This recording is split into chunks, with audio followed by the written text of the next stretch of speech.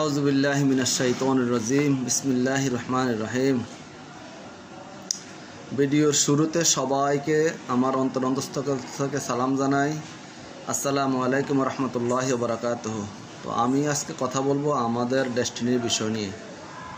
তো আমার ফেসবুকও আমার ভিডিওগুলো যায় এবং আমার ইউটিউব চ্যানেলও আমার ভিডিওগুলো যায়। তো অনেক জায়গা থেকে আমাকে যেভাবে ফোন করতেছে, অনেক মানুষ রাষ্ট্রের পরিবর্তনের সাথে আমাদের মুক্তির পরিবর্তনটা অনেক কাছাকাছি আশা করছিল। তো সেটা ব্যাহত হওয়ার কারণে প্রচুর ফোন আসে। তো আমি সবাইকে অনুরোধ করব ভিডিওটা শেয়ার করে দিবেন। যারা অন্ততপক্ষে ডেস্টিনিকে ভালোবাসেন এবং ডেস্টিনিকে ধারণ করেন, রফিকুল আমিনকে ভালোবাসেন, রফিকুল আমিনকে আমার গুরুকে ধারণ করেন, তো আমার গুরুর সাথে আমাদের কোম্পানির সাথে টোটাল বৃহত্তর সাথে আপনি ভিডিওটা অবশ্যই শেয়ার করবেন। আর ভালো লাগলে লাইক কমেন্ট করতে ভুল করবেন না। আর বিশেষ করে যদি আপনারা ডেস্টিনির সঠিক নিউজ বা সঠিক তথ্য পাইতে চান এবং সবার আগে পাইতে চান, তাহলে আমার এই ফেসবুক প্রোফাইলে ফলো দিয়ে রাখবেন আর আমার ইউটিউব চ্যানেলে সাবস্ক্রাইব করে রাখবেন। আমি চেষ্টা করব, আমার কোনো কথা না, সরাসরি সেন্ট্রাল থেকে যে তথ্যগুলো আসে এবং স্যারের থেকে যে তথ্যগুলো আসে তথ্যগুলো আপনাদেরকে দেওয়ার জন্য। হয়তোবা আমাকে দেখতে শুনতে অপছন্দ হতে পারে, কিন্তু তথ্যের জন্য থাকে। তো আমি যে কথাটা বলতে চাচ্ছি সে কথাটা বলতে যে আমার হাসি চলে আসতেছে। যারা ডেস্টিনির আশা ছেড়ে দিছে, জীবনও আর ডেস্টিনির চিন্তা করে নাই, টাকা পয়সা দিয়ে খেয়ে লাইছে, অনেকে ইচ্ছায় অনিচ্ছায় চুপ হয়ে গেছে যে ডেস্টিনি আর ফেরত আসবে না, এই টাকাকে আর পাওয়া যাবে না। কিন্তু এখন 100-র ভিতরে 98% মানুষ এখন শিওর হয়ে গেছে যে ডেস্টিনি ফেরত আসতেছে এবং ডেস্টিনি টাকা ফেরত পাবে।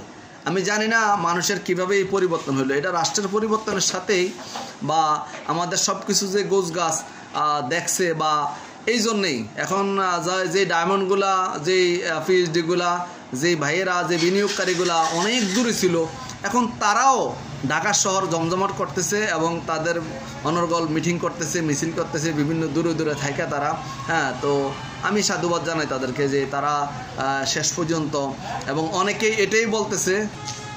তবে অনেকের কিন্তু আগের কিন্তু একরকম ভাষ্য ছিল যে রফিকুল আমিনকে ছাড়া কি এটাকে চালানো যায় না, বা রফিকুল আমিনকে কেন ব্যক্তিকেন্দ্রিক কেন, সেই লোকগুলার মুখ দিয়ে এখন আপনারা শুনতেছেন যে বলে রফিকুল আমিনকে ছাড়া এটা চলবে না, এটা হবে না, এটা আর সম্ভব না, রফিকুল আমিনকে লাগবে।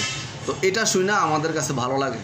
আমি সুলেমান মিয়াজি, আমার কোনো কৃতিত্ব নাই, আমার কোনো যোগ্যতা নাই। আমার যতটুকু যোগ্যতা বা যতটুকু কৃতিত্ব, এগুলো অবশ্যই বাবা মার দোয়া, আল্লাহ রসুলের দয়া রহমত এবং আপনাদের ভালোবাসা। বিশেষ করে আমি যাকে গুরু মানি, আমার গুরু জনাব রফিকুল আমিন, ওনার যেই আমার প্রতি যে ন্যাক নজর বা স্নেহের নজর বা ওনার যে হাত আমার মাথায়, সেটার কারণে হয়তো বা আজকে আপনাদের সামনে আমি কথা বলি। আমি কথা বলবো যে আমার কথা না, আমি সেন্ট্রালের যে নিউজটা আসে সেই নিউজটা আপনাদেরকে দেওয়ার চেষ্টা করব।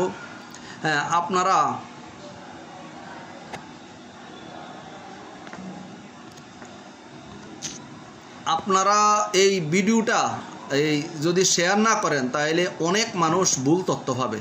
কারণ ডেস্টিনির মুক্তির সাথে সাথেই কিছু মানুষ বিভ্রান্ত করার চেষ্টা করবে।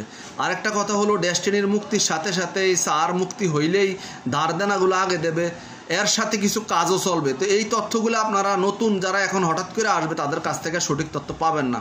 সঠিক মানুষের তথ্য না পাইলে, সঠিক তথ্য না পাইলে, সেন্ট্রালের সারের পক্ষে যে তথ্যগুলো এগুলো না পাইলে আপনারা বিভ্রান্ত হবেন। তো আমার চ্যানেল বা আমার পেজ আপনারা অবশ্যই পেজে ফলো দিয়ে রাখবেন আর চ্যানেলটা সাবস্ক্রাইব করে রাখবেন এবং শেয়ার দিতে ভুল করবেন না। অনেক মানুষের কাছে পৌঁছুক, এটা আপনাদের কাছে আমি কামনা করি। আমার এই পেজটা বা আমার এই চ্যানেলটা গ্রো করতেছে একমাত্র ডেস্টিনির ভালোবাসার মানুষদেরকে দিয়া। এটাই আমার এই কৃতিত্বটা বেশিরভাগে তাদেরকে দেবো। এছাড়াও আমার অনেক ফ্যান ফলোয়ার এখন আমার সাথে অ্যাড হয়েছে, ভালোবাসার মানুষ অ্যাড হয়েছে, বিভিন্ন কথাবার্তা, বিভিন্ন আচার আচরণে তাদের সাথে বন্ধুত্ব হইতেছে। ইনশাল্লাহ এটাও ইনশাল্লাহ অটুট থাকবে। আমরা সবার জন্য, সকলের জন্য সহযোগিতার সহমর্মিতা একান্ত। তো আমি সর্বশেষ ডেস্টিনির আপডেট নিউজটা আজকে আপনাদেরকে দেবো। সেটা হলো গত রোববারও আমাদের যে শুনানিটা গেছে, আপনারা সবাই জানেন, আবারও বলি, আমাদের মাল্টিপারপাসের মামলা নিয়ে কোনো বিষয় নাই, আর সেটা ক্লিয়ার একদম স্যার বাইরেতে পারতেছে এখন। কিন্তু আরেকটা বিষয়, যে টি প্লান্টেশনের মামলাটা নিয়ে আমাদের সর্বশেষ যে অবস্থা, সেটা হলো 117 বা 20 জনের সাক্ষী অলরেডি নেওয়া হয়ে গেছে। এখন আর আইইউ বা তদন্তকারী কর্মকর্তাদের জেরা বা সাক্ষী বা আগ্রমেন্ট আমরা যেটাই বলি, এগুলোর কাজ এখন আগামী সপ্তাহ থেকে শুরু হওয়ার কথা, কিন্তু আমাদের বিচারপতি উনি ব্যক্তিগত ছুটির কারণে উনি একটু লম্বা ছুটি নিয়ে নিয়েছে বা প্রায় 14-15 দিন, যার কারণে আগামী মাসের 2 তারিখ আমাদের আবার শুনানি। ওই শুনানি থেকে আমাদের এই নিয়মিত কার্যক্রমগুলো চলবে। তো এই ছিল বিচারিক বিষয়। আর আমাদের উপর থেকে কিন্তু আমাদের দিক নির্দেশনা দেওয়া আছে সুপ্রিম কোর্টের থেকে। একবার বলছিল 1 বছরের ভিতরে মামলা নিষ্পত্তি করার জন্য, আবার বলছে 6 মাসের ভিতরে নিষ্পত্তি করার জন্য। এরকম কয়েকটা জায়গা থেকে আমাদেরকে যে জায়গাটা আমাদের এখন মুখোমুখি হয়ে রয়েছে, অতি দ্রুত ইনশাল্লাহ স্যারের মুক্তি মিলবে। তো সব মিলে আমরা দীর্ঘ 12 বছর যেখানে অপেক্ষা করতে পারছি, সেখানে আমরা যারা এখানে ধারাবাহিক কন্টিনিউ কাজ করতেছি তারা কিন্তু কেহ হতাশ না, কেহ কিন্তু আমরা নৈরাশ না, কেহ কিন্তু আমরা মানে এটা নিয়ে কোনো কথাবার্তা বাড়তি বলতেছি না। কিন্তু নতুন কিছু মানুষ যারা আসছে তারা কিন্তু বলতেছে স্যার বাইরে না কেন, এখন পারেন না কেন, এখন তো সবাই বাইরে যেতেছে। আসলে বিষয়টা এমন না, আমরা আমাদের চেষ্টার কোনো ত্রুটি নাই। সেন্ট্রালি যারা কাজ করতেছে ইঞ্জিনিয়ার শহীদ ভাই সহকারে, এদের কোনো ত্রুটি নাই, এদের ঘুম নাই, এদের খাওয়া নাই দাওয়া নাই, এরা শুধু দৌড়াইতেছে, এই কর্মটা নিয়ে কাজ করতেছে। এখন এগুলো তো সব ফেসবুকে বা লাইভে ভাইও বলে না, আমরাও বলবো না, কাজ চলতেছে। কিন্তু বিষয়টা হলো আল্লাহর হুকুমটা তো লাগবে। তো আমাদের কাজটা হইলো আসলে এটা অনেক বড় কাজ, এটা ছোটো মোটো কাজ না। আর ডেস্টিনি যে একটা ভাইব্রেশন দিছে, দেখা দিছে, এটা কিন্তু কাঁপনে দিছে, এটা কিন্তু এখন বোঝা যাচ্ছে। তো ডেস্টিনি মুক্তি অলরেডি ইনশাল্লাহ হবে, এটা নিয়ে কোনো টেনশন নাই। তবে মুক্তির সাথে সাথে আপনি সঠিক নিউজটা পাওয়ার জন্য, সঠিক তথ্যটা পাওয়ার জন্য, ডেস্টিনি কীভাবে আগামী দিনে চলবে বা কীভাবে এটা নিয়ে চালাইবে, এই তথ্যগুলো পাওয়ার জন্য আমার পেজে অবশ্যই ফলো দিবেন আর আমার চ্যানেল সাবস্ক্রাইব করবেন, এটাতে ভুল করবেন না। আর আমি আপনাদের কাছ থেকে দোয়া চাই, আপনাদের দোয়া নিয়ে আমার পেজটা বা আমার এই ইউটিউব চ্যানেলটা অনেক বড় হবে ইনশাল্লাহ, এবং এটা মানুষ এবং মাখলুকের কল্যাণে কাজ করবে। এবং বিশেষ করে ডেস্টিনির ব্যাপারে ভলান্টিয়ার হিসাবে সার্ভিস দিবে ইনশাল্লাহ।